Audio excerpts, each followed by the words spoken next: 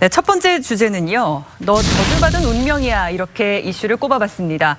어젯밤 TV조선 탐사보도 프로그램 세븐에서 자신이 우리나라 최고의 무속인이라고 주장하는 한 남자의 실체가 공개가 됐는데요. 먼저 화면 보시죠. 대한민국 무속인 중에 나를 따라갈 사람이 이제 하나도 없다. 이분이 노무현 대통령 신을 받으셨어? 국민들 잘 살게 해주마 장군이니까 신도들 다 복받아가고 가는 길에 작두 타고 이러셨거든요. 지금 노 전 대통령의 신을 받았다는 주장까지 하고 있는데 변호사님, 이 남자 무속인 정말 용한 걸까요? 작년에 한 해 수입만 60억 원을 벌었다고 하더라고요. 글쎄, 이게 지금 제가 그 법원에 있을 때도 이런 무속인들이라고 그러죠. 이런 분들에 대한 사건이 심심찮게 있습니다. 왜냐하면 이분들에게 그 돈을 주고 어떤 길흉 화복을 갖다가 점치거나 귀신을 쫓아낸다거나 하여튼 병을 낫게 해준다는 이런 말에 돈을 주는데 이게 결국은 해결이 안 되면은 이 소송을 제기하는 경우가 많거든요. 이게 자연과학 분야 같으면은 그 범위 내에 속하는 거는 사실 이걸로 하면 이건 속이는 거죠. 뭐 아주 뭐 위암 사기 말기인데 암 말기인데 뭐 굿으로 낫게 해주겠다. 그런데 이걸 지나서 있죠. 어떤 복을 주겠다. 아니면 귀신을 쫓아주겠다. 이거는 도대체 과학적으로 증명이 안 되기 때문에 이런 분야에 관해서 사실을 그 유죄를 한다거나 그다음 돈을 물어내고 판결하기가 참 힘들었어요. 그러니까 이제 이 마음이 약해진 사람들, 어떤 큰 질병이라든가 사업이 계속 실패해서 마음이 약해진 사람들에게 대해서 이 그 무속인의 말이 통하는 거죠. 마음이 약하기 때문에. 지금 상당히 많은 신도들이 따랐는데 지금 어떻게 해서 이렇게 많은 신도들을 홀린 걸까요? 글쎄, 일단은 이 사람이 유튜브 안에서 굉장히 스타급 이제 동영상이 떠돌아다닌다고 합니다. 그래가지고 결국 회원 등록을 돈을 내고 이 사람의 이제 블로그에다가 회원 등록을 해가지고 여러 가지 뭐 조언을 듣기도 하고 이런 식으로 운영이 되는 것 같아요. 그렇기 때문에 결국 인터넷 베이스드 돼가지고 전 세계적으로 이제 신도들이 이제 회원들이 등록을 하고 그래서 인기가 대단해졌는데요. 이 사람이 지금 알려진 가장 중대한 사유는 나라무당이다. 이래가지고 자기 PR을 하는 거죠. 그래서 뭐 나라의 앞날, 뭐 남북 화해, 통일 이런 것들을 주제로 삼다 보니까 사람들이 굉장히 어떤 주제 자체가 뭐 굉장히 거국적이고 뭐 국가적인 이런 차원에서 이제 주제들을 다루다 보니까 굉장히 관심 있어 하고 이 사람에 대하여 뭐 조사도 해보고 이렇게 해가지고는 지금 그 와중에 이 사람이 또 여러 가지 종교를 섭렵을 했습니다. 기독교, 불교, 그리고는 남녀 호랭개교라는 게 있는데 이 남녀 호랭개교의 특징이 연불을 하는 것을 훈련을 많이 받는다 그래요. 그래서 지금 유튜브 안에서 이 사람이 연불하는 내용들이 이제 올라가가지고 그거를 보고 뭐 외국의 수녀님도 연락을 하고 막 그 외국의 이제 그 신도들까지 다 거느리는 이 정도로 인기가 좋은 그런 이제 인기인이라고 합니다. SNS 스타 무속인이라고도 볼 수 있을 것 같은데 이 무속인이 그런데 유명 연예인 또 정치인들과의 친분을 또 굉장히 과시했더라고요. 이 부분에서 저는 이 무속인에 대해서 조금 불신감이 드는 게요. 정말 본인이 신을 내려받았고 영험하다면은 그 보통 사람이 뭐 유명한 정치인이지만 자기한테는 보통 사람 아닙니까? 이 사람들이 위세를 왜 이용하냐 이거죠. 자기가 영험한 그 자체로 기적을 행하고 이러면 다 올 건데 근데 이런 무속인 말고 있죠. 이 유명 정치인을 이용해서 사기를 하는 경우가 상당히 많거든요.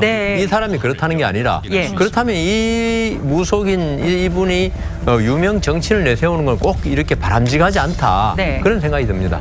이 거론된 분들이 사실이 아니라면 정말 황당할 것 같은데 그래서 제작진이 직접 물어봤습니다. 보시죠. 무당라고 계신데 박원순 시장님 이름으로 화환이 하나 왔더라고요. 네네. 저희 시장님은 경사나 뭐 애사 또한 화환은 절대로 보내고 있지 않거든요. 그냥 일절 안 하시기 때문에 정동영 의원님께서 보내신 건지 확인 좀 하려고 연락드렸습니다. 그건 없을 것 같아요. 저희 의원님께서는 천주교를 믿거든요. 왜 거짓말을 했냐 이렇게 좀 법적으로도 문제 삼을 수 있나요? 예, 이건 충분히 문제 삼을 수 있는 게 만일 이 무속인에게 있죠. 돈을 주거나 기부를 한 사람이 네. 그 정치인의 화한 이런 걸 보니까 참 대단한 분이구나.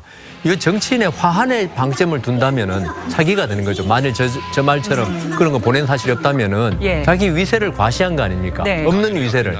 되고 그다음 이 정치인이나 이런 분들한테는 우리 사회에서는 사실 뭐 기독교 나간다거나 불교를 나간다 이거는 전혀 뭐 존경받는 오히려 대상인데 예. 무속에 가깝다 이러면 그게 불명예로 보는 분도 있어요. 그렇지 않습니까? 그쵸. 점이나 치고 뭐 이렇게 비하하는 사회 풍조가 있기 때문에 이분들이 자기 이름이 이렇게 됐다. 그분과 친하다.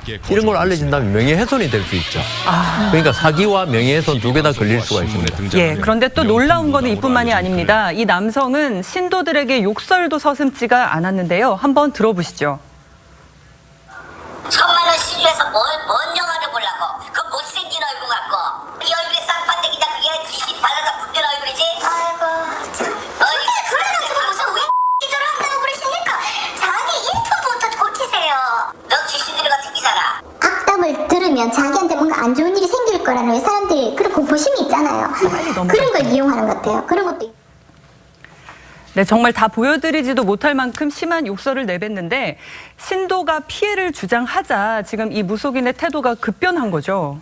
그렇습니다. 예. 지금 뭐 그리고는 이렇게 이제 기도를 해라, 무슨 예. 뭐 구슬 해라 이럴 때도 여러 가지 협박을 했다고 합니다. 그래서 정말 심리적으로 위축이 되도록 만들어가지고 결국 그걸 빌미로 해서 그런 여러 가지 불운을 극복할 수 있는 방법으로 결국은 이제 자기한테 기도값을 내놔라 이런 거였는데요. 네. 그러다 보니까 신도들이 결국 모욕감을 느끼기는 하나 한편으로는 굉장히 뭐 저주를 하니까 이거를 어떻게든 극복을 해야 되지 않을까 이런 생각들도 해가지고 결국 그 약해진 마음을 이용을 했던 것으로 보입니다. 그래서 네. 결국 뭐 신도들 중에는 뭐 굉장히 많은 돈을 대출을 받아 가지고 이제 구술한다거나 뭐 이런 일들이 벌어지면서 결국 뭐 터무니없는 금액을 요구한 그런 이제 신도들까지 있다고 합니다. 네, 맹목적으로 무속인을 맹신했다가 피해를 보는 사례들이 말씀해 주신 것처럼 적지가 않은데요. 전문가의 조언을 한번 들어보겠습니다.